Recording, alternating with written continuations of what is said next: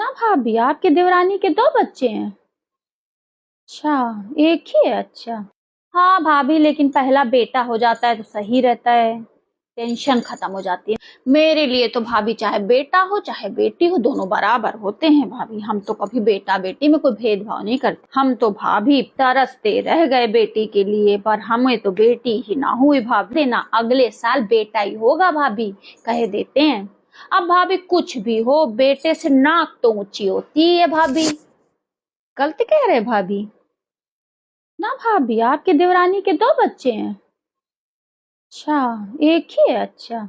हाँ भाभी, लेकिन पहला बेटा हो जाता है तो सही रहता है, टेंशन खत्म हो जाती है। मेरे लिए तो भाभी चाहे बेटा हो चाहे बेटी हो, दोनों बराबर होते हैं भाभी। हम तो कभी बेटा बेटी में कोई भेदभाव नहीं करते। हम तो भाभी तरसते रह गए बेटी के लिए, पर हमें तो बेटी ही ना हुई भाभी। देना अगले साल बेटा ही होगा भाभी, कह देते हैं। अब भाभी कुछ भी हो, बेटे से नाक तो ऊंची होती है भाभी। गलत कह रहे भाभी?